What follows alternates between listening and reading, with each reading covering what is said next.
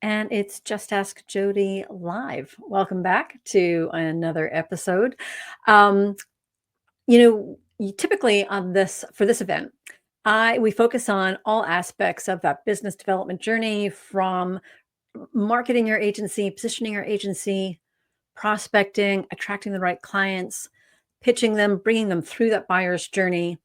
And I'm really excited about today because we are focusing on an area that I think gets neglected a lot, which is that handoff, that transition from the moment when the client says, "Yep, you're the one, we want to hire you." And from that moment to the moment you start delivering, you start working with them.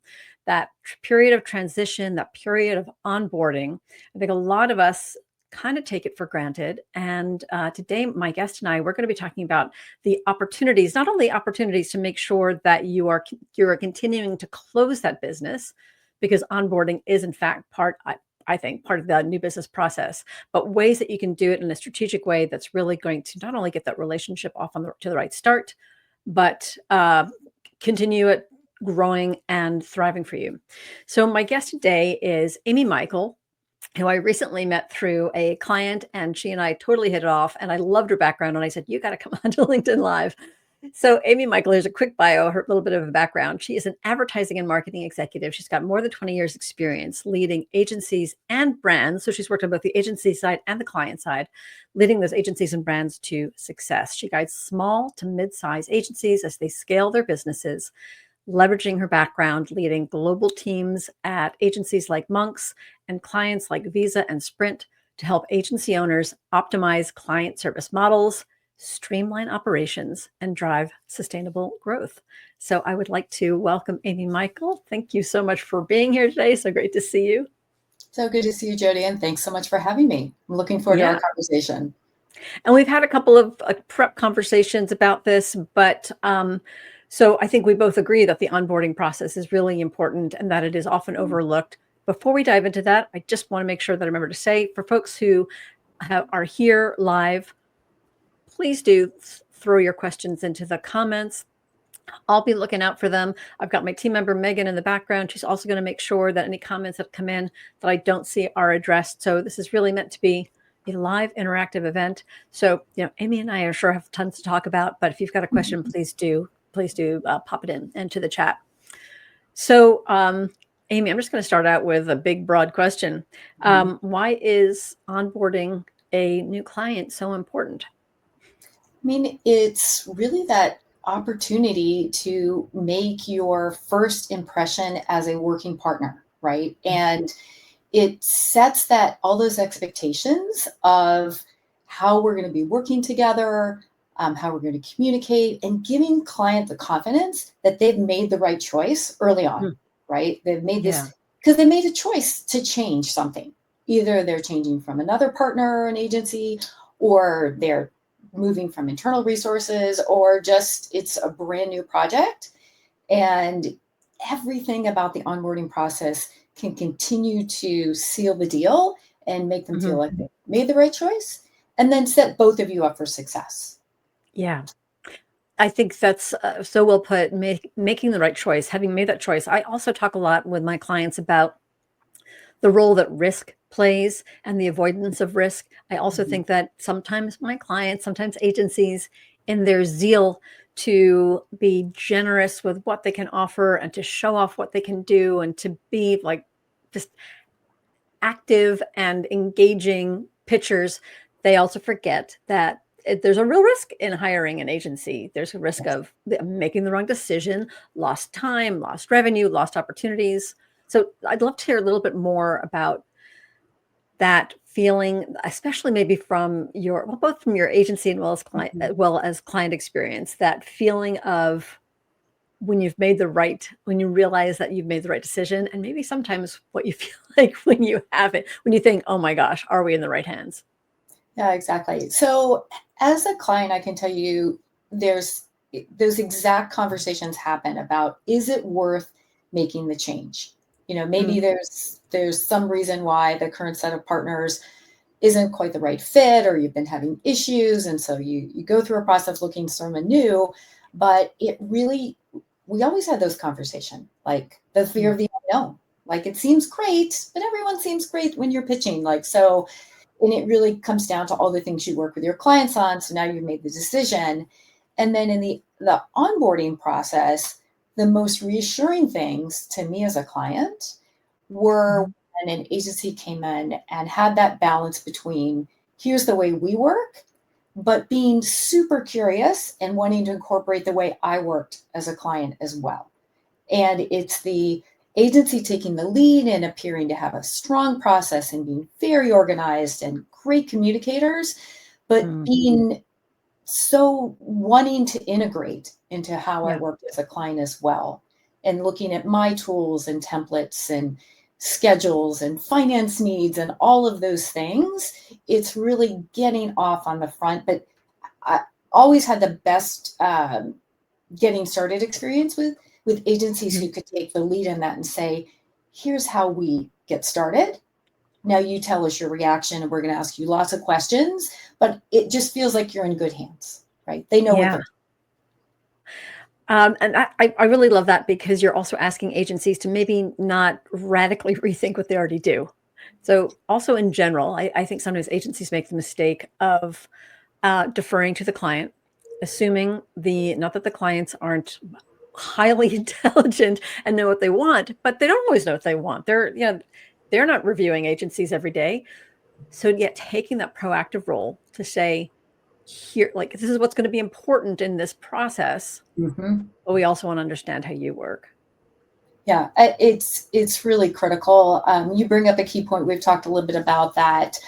Um, Most clients, not all of them, but most clients do not understand how agencies really work operationally. Okay. Yeah. Um, and they may be making assumptions. They think that maybe they work more like brands do on client side. And you don't need to tell them everything about how the sausage is made, but Yeah. if you tell them the key points of how you're going to be, working together on a project and briefing and get their reaction up front, I think that reduces some client anxiety. We've used the word Mhm. set expectations. That's super great to have. And then it also gives them something to react to. So you're saying, here's what we're going to do. Then they can be Yeah. like, oh, well, actually, I told you when the whole thing was due, but I have this interim thing happening with my boss. And could we just move things up by 2 days? Or can we shift our process a little bit so we can, reconfigure things? You get those Yeah. conversations going up front, even like you said, even before you kick things off with all the people who are going to deliver in the room. Um, Yeah. those are the Yeah. things. I mean, and it can be sometimes the things you'd never think of. I had a client who was very worried about accruals and like understanding what documentation, like some of those process things can be also just really stress relieving and just get them out, you know. We'll Yeah. always get the exciting work done. It's all those Yeah. other things that sometimes can trip us up. Yeah. Yeah. That's also interesting. What I find, this is going sort of back earlier in the pitch process, when I imagine that client who was a little bit anxious about accruals, it probably related to um, another agency or another internal process that wasn't ideal to handle them. So if they've been burned once, they're not going to be burned again. Sometimes what I find in RFPs is that a question will come across that sort of seems overly specific or a little bit Yeah. from left field, and and often the agencies will complain. Why are they asking about this unnecessary detail? And I always think, no, no, no. It's We got to think like, what is the motivation behind this? Because probably something went bad in the past. So what kind of intelligent assumptions can you make to alleviate the risk that, like, nope, we got it. Not just a pro forma response, but we think you understand why you're asking the question, or even asking them, tell us more about why you're asking the question. Did something go wrong in the past? Exactly. And I think that's where a lot of RFP questions about onboarding come from, Yeah. where the client has been burned with something they thought was going to be great and they got sold on things getting kicked off right away and having teams in place and then it didn't all materialize. So they want to know more Yeah. about your process. And I think that is so many times the checkbox slide or, Yeah. response where it's like, of course we do good onboarding and we do this and we do this and we do this, because there's so many other parts of the RFP that your team is putting so much strategic and creative energy into. Yeah. But I think those slides are, like you said, there's a reason those questions and that response is required in the RFP. So I think it's an opportunity to take it and say, just like every other part of your narrative, and say, here's what we do to make sure that we are going to stick the landing with you and you're going to be happy about your choice. You want to be super clear. You want to tell it as a part of your narrative, so consistent with everything else, and be as specific as possible, without, like I said, getting into like the 8-point type to like put every word on the slide. You Oh, just yeah. want to give clients that feeling that, hey, this agency, they've done it before. They've got Yeah. me. They're going to lead me through the process, and I can see it and I can explain it to my boss or someone else on the team so that they can be reassured as well. And Yeah. I think it's really important. I think you also bring up a really great point, so that I can explain it to my boss. Now, ideally, you've got all the stakeholders either looking at the documentation or in the meetings or in the presentations, but I think it's something else that a lot of agencies overlook, the probability or the likelihood that whatever is communicated to that key group or their key point of contact has got to be somehow sort of syndicated within the larger organization, whether it's to the CEO, at CMO to CEO, or CEO to board of directors, or whatever it might be. Yeah. Yeah, absolutely. Which is why I think you probably have the same advice anytime those proposals, whether it's an actual pitch deck for an RFP or just a project update or something, like making sure that you're always ending with your key points and your point of contact and a thank you. I recently looked at, some decks where if it had gone through the organization to me and I got it, I would have had as a client to take some extra time to find out who to ask questions for or more information, or certainly to be able to construct my own summary narrative. Like, just because it gets presented live, Right. remember those decks live on for sure. And onboarding is part of it. And those little things also, we're sort of diving into a whole other thing about like the Yes. small things that really matter, but those little things do matter, because they can be very unnerving, I think, to a client and frustrating. At the very least, they're annoying. They're like a small gnat getting in your face. Like, "Ugh, how do I need to reach out to this person right now, and I've been given no way of doing that. Do I go to their website? Do I do a search in my inbox to make sure I've got that person's email? Make it easy. Yeah, so simple. Yeah. Make it easy. Make it easy to buy is a phrase that we all use for a reason. Be easy to Yeah. buy. So So now in your practice, I know that you have started a fairly new business, which is very exciting. Congratulations! And you were telling me that you've got these 5 pillars for. Well, tell me a little bit about what they are and how they work, especially as it affects onboarding. yeah, absolutely. So I love alliteration, so I can remember things. And the Yeah. English language has a lot of really good words that start with P's. So I created a little framework for myself about getting started and operationally how to do it. And it's some of the Mhm. things we've already talked about. So, first of all, positioning, how to make what we just spoke about, how to make onboarding part of your winning narrative, not just that, get it done part of the Yeah. story. People, and the people, of course, it's all about our conversations and individuals, but I think it's important to remember to get to know your clients' operating instructions on a personal basis as Mm. part of onboarding beyond your official slide and process. Ask them how they like to communicate, not just in the regular weekly things and check-ins or QBRs, but what happens when something goes wrong Mm. or the agency has a last minute question? Are you a texter? Is Slack the way to go? Like, is that absolutely not, like everything has to be an email? Some clients Mhm. use their own proprietary messaging systems that they want everything to be in Yeah. because that's the way they operate. So be curious. And no one ever hates being asked, how do you want to do things? Right. Right. Right.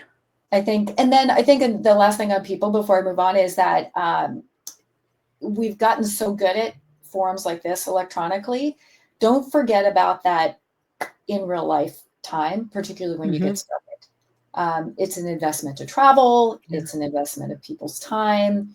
So worth it to have those conversations before, during, and after the meeting that are going to pay off in spades later. And I think that's really important. Next P, I keep going, is product. Everybody knows you have to immerse yourself in your client's offering, their brand, do your desk research, of course, but then another chance to ask questions. In the onboarding process, you're going to meet people you didn't meet before. Make sure you understand their strategic objectives and the business problems they're trying to solve beyond maybe your specific brief. Often initial projects are clearly defined, but they're in the context of bigger priorities that I think the two things is it's going to make you the agency more successful at solving the brief because you know the bigger context, but it's also setting you up for conversations about the next opportunity and making you appear as a much more strategic partner, which without frankly investing a whole lot, you're just going to sound smarter and more involved in the business. Even going further or earlier on into the pitch process,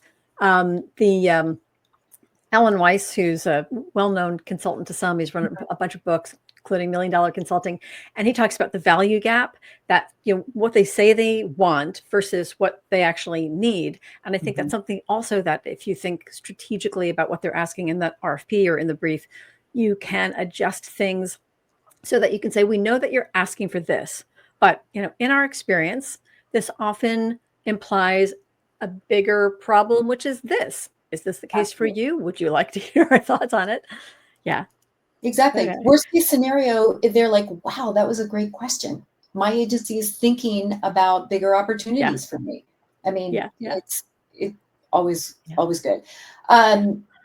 Next P is preparation.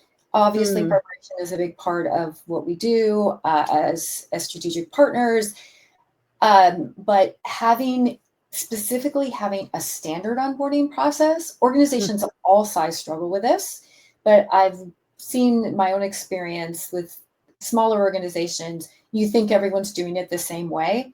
You get more than one person in a room and one person working on your team, people are going to have ways to personalize. Just come up with a standard process to be efficient, and so you're not reinventing the wheel. I think that's really key. And we all forget to do it. Next P is process, and I always say process, because it's so important. You want process, not bureaucracy. But no one's trying to come up with all these forms that people have to fill out and slow you down. But it's that way to make your team more efficient and the client feel reassured as we started the conversation. Make it clear, be ready to lead. I think this is also the opportunity to think about how you can set yourself up for future growth too. I mean, onboarding seems like maybe that's an odd place to think about it, but because you're just starting out. Yeah. You're just starting out, but we were talking about it's basketball season. It's you want to play to win, not to lose, not to play, not to lose. You have to have that attitude of we're going to kill it in this first assignment, and we're looking on to, the next round in the tournament. And some of the things that, go ahead. No, I don't want to cut you off because I want to go back to play to win, but I also, a few moments ago, we got a question from Katie Parker.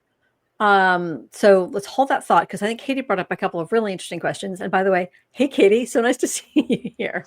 Okay, so she's got 2 questions. Great. And they're both very good.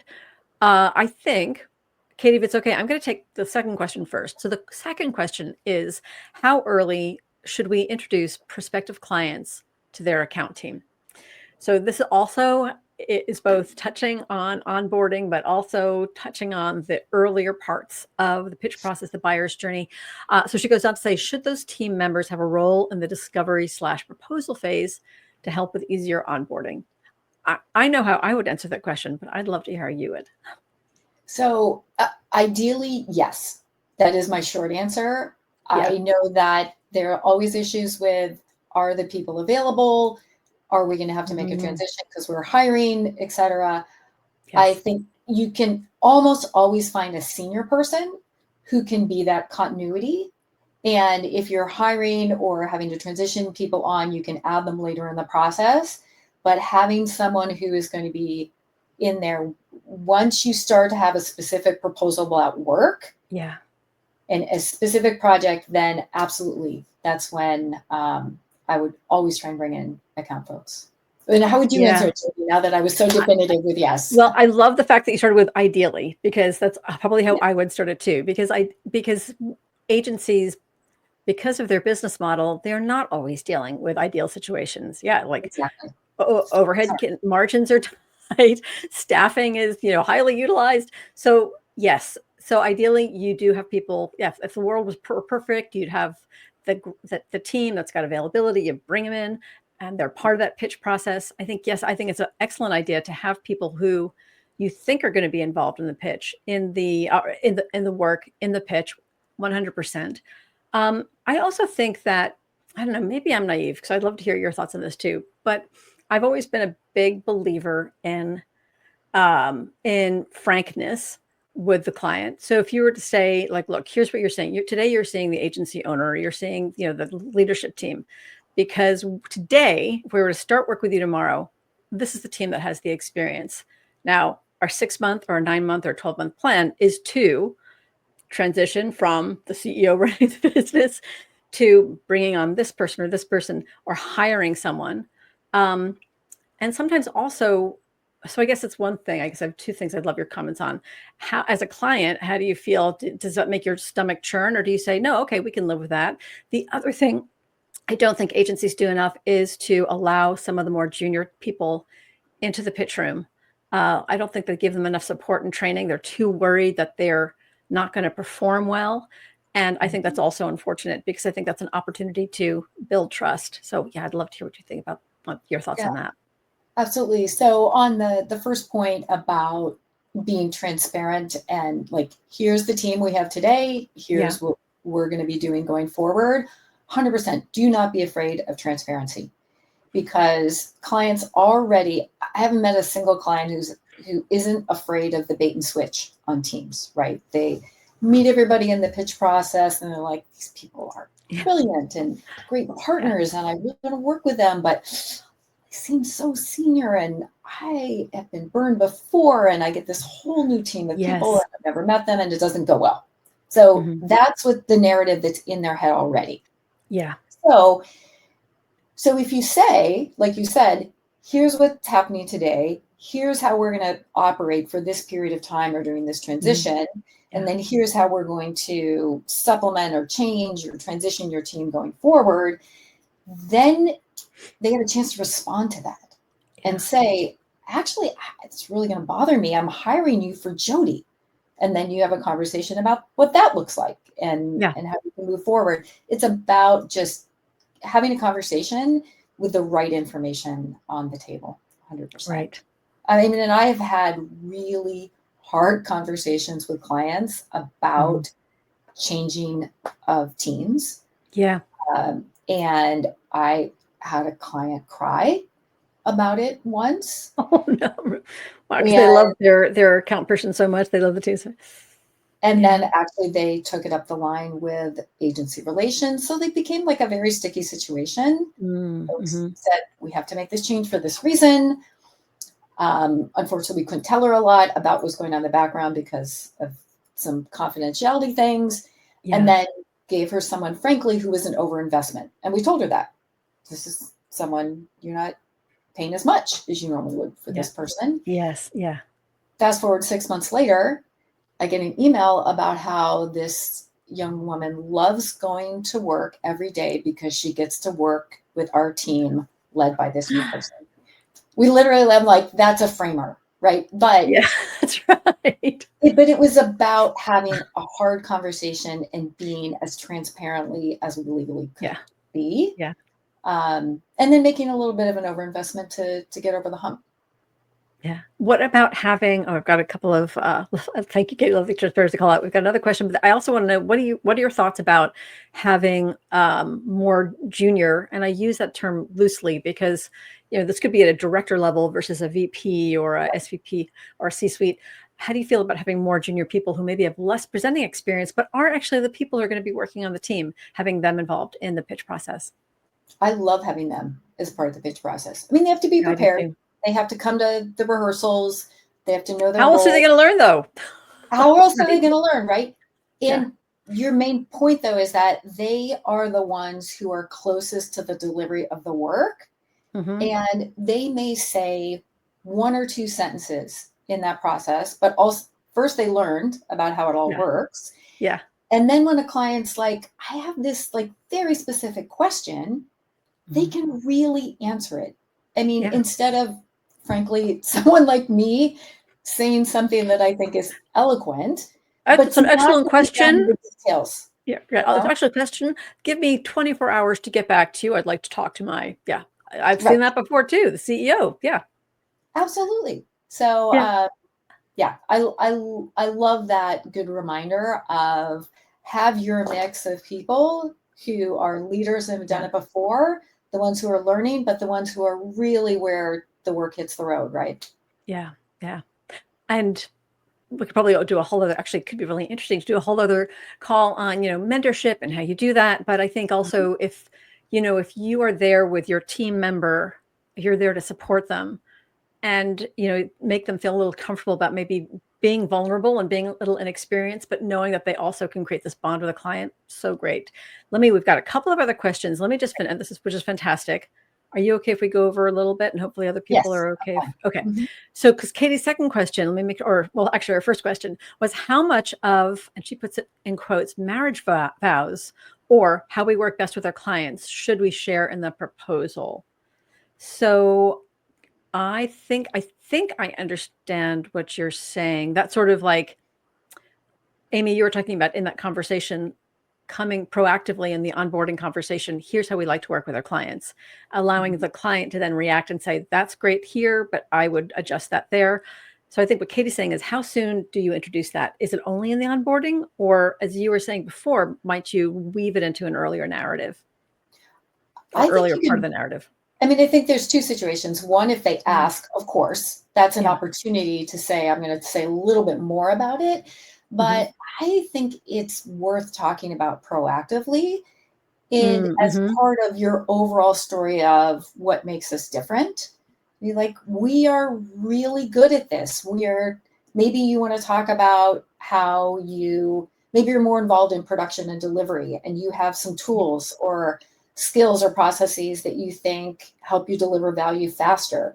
Yeah. Maybe you are just have a process that you've split things up into bite-sized chunks so you can have you have a really smart way of doing like the check for understanding and initial processes. These are all things that lots of agencies do, but Mm, if you're doing it, name it, make it your own, right. and put it out there up front, and see what Yeah. the clients say. Yeah. I'm skipping around a little bit in the order. Maria, I promise I will get back to your question, but I wanted to go to Jocelyn, who asks, ideally, how much time should pass after the official kickoff phase process of onboarding? Sorry, let me read this again. How much time should pass after the official kickoff process of onboarding? Should the agencies then be asking the client for more in-depth feedback? So I think this is going on once you're actually starting to manage the client. Do clients appreciate the opportunity to offer that feedback, or does it feel like a chore? Oh, as a client, I I have a I will tell you my very strong personal point of view on this is that I love the opportunity to provide feedback when I was given something to respond to that was clear and concise and was easy to respond to. Yeah. I had a very memorable moment one time where one of my favorite account people, I was the client, they were the agency, called me because I hadn't provided feedback on something. I was late. And she called and she said, You are never late with your feedback. So I think something is wrong. And I said, You are very insightful. I was about to send you an apology email for being late because I kind of don't know where the work is coming from. And I didn't know how to respond because I felt like we were so far away from the brief. So I was just Hmm. going to say, Could we talk? And she was like, that's what I thought what this situation was. So let's talk and regroup, Yeah. right? So that was Yeah. on actual work, but I think it's the same for process or other documentation. If you Yeah. want feedback, give me something clear, concise, easy to respond to, and I'm happy to. I love that opportunity. I think in general, we don't like having to answer open-ended questions because it takes more work. It takes more Mhm. human brain computing power. You have to put those thoughts. I mean, maybe ChatGPT makes it easier now. I don't know, but Yeah. it's the same thing as sort of different topic, but same issue. When I coach my clients on asking for testimonials for from their clients or asking for referrals, it's the same thing. It's a mistake to go in with that open-ended question. Hey, would you refer us? Hey, Mhm. would you write a testimonial? Give them the framework. Give them like, Absolutely. here's how here are the important points that we'd appreciate you addressing in the testimonial. Here's a sample. Here's an outline. Make it as easy as possible for them. So I really love that. Yeah. Absolutely. Um, yeah. And I love the fact that I was going up and bringing a whole other thing, the fact that your account person also was insightful enough to know, one, that there might be an issue, and two, that she was willing to walk towards the flames, potentially have a difficult conversation. And I don't think agencies do that enough either. That could be a whole nother session about walking towards the flame and being the first person to say things didn't go well. I have done that Yes. before after the meeting and just be like, well, we need to regroup. Clearly, we did not meet your Yeah. expectations for that conversation with your boss. And I have never had that conversation, never led with walking towards the flame where it hasn't been uh, a relationship builder and a Yeah. way to move forward.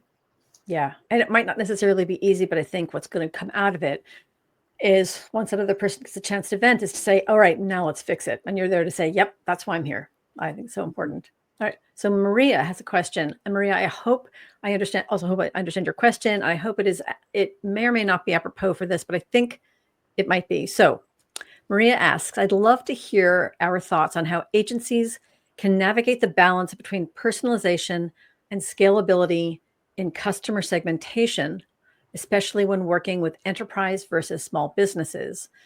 And she asks about some common pitfalls that she's seen that hopefully she can avoid. Now, Maria, I think you're asking, if hopefully you're still there and you can comment on this, that this is in the new business process. So as an agency, when you're going out to pitch a target market, how to scale between that personalization and scalability. Until I hear back, I'm going to assume that that's what you're talking about. So I think, first of all, it's always a matter of, or it's first an issue of who your ideal client is, your ideal client profile is, what that is.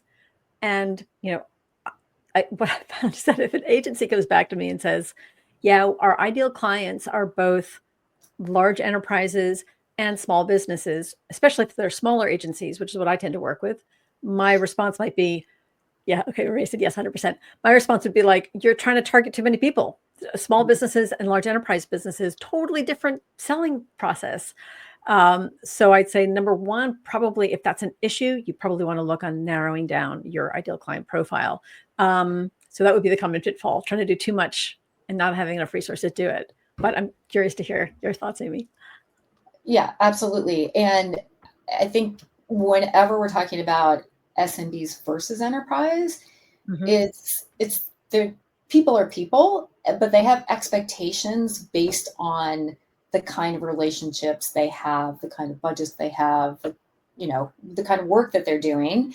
And so an SMB is going to expect a level of personalization that is based on their segment and generally Mm, mhm. what they do. Whereas Yeah, an enterprise client is often going to have an expectation of personalization of one, like exactly what I do and exactly what my enterprise does. So to your point, if you are trying to be all things to all people, you're it's going to be very difficult and inefficient to win that game. But when yeah, you pick who you are going after, then you can start to look at, I think, just interesting tools that are out there now to yeah, say, how do I efficiently, within my core target, get as personalized as possible in my initial communication? yeah. I also think, and what my personal perspective and the types of clients I work with, they're quite small, and usually they, Maria, I'm not sure if you are an owner or if you're a business development person, but usually when I'm working with owners, I will say, let's also figure out what that owner is best equipped to do. So in terms of Mhm. scaling slash personalization, if that owner is, if the last thing that they are going to do is um, send a cold email or go into a room and talk to strangers, then I might say, you know what, maybe personalization isn't the thing. Maybe we need to do something a little more marketing focused, reaching more people with a point of view that's compelling and will attract people. And so that's a little bit more scalable. I mean, ideally, you're doing it all. You're attracting the people on the top of the funnel with scalable messaging, and then you're as you convert them, you're getting more and more personalized and yeah, personalized. But that can also be hard to do for a small agency. Mhm. Absolutely. Yeah. Yeah. But you Um, bring everybody back to knowing who you are and knowing who you're going after, and then that yeah. should drive the rest of the process too. Yeah. Amy, this always happens. People who tune in regularly are probably tired of me saying this, but oh my gosh, we've gone beyond time. So, thank you so much for joining us. I think, like we said, I think we touched on some other things that we just started scratching the surface on, and so maybe I'll have you come back and we continue our conversation Yeah. another time. But folks, if you are, if you are running your agency, and you, especially if you're a small to mid-sized agency, and you're starting to think about how you need to scale and optimize your client service models, then I really encourage you to reach Amy. And I think we've got a quick graphic that will tell people at least how to find you on LinkedIn. Yeah. So LinkedIn.com/in, Amy Mosier. Is it Mosier or Mosier? It's Is that Mosier, Mosier Mosier? Michael. So Amy Mosier Michael. there are lots of Amy Michaels out there, but there's only one Amy Mosier Michael on LinkedIn. That's that's smart branding, right? To leverage your asset. And then Megan also just put it into the comments as well. Great. Thank you. So go to her LinkedIn page and connect with her, and give her a call, shoot her a message, DM. I don't know. I think also sometimes call, right? Yes, thank you. I would love it. And Jody, I just want to thank you for the opportunity. This has been a fun conversation, and I love everybody's questions. There were some thought-provoking ones. I was like, oh, I hadn't thought about that in a while. So it's been really engaging, and I'd love to come back and do it again. And for anyone who has any follow-up questions for me, just reach out to me on LinkedIn. That's very generous of you. Thank you so much, Amy. Great to see you. Thank you.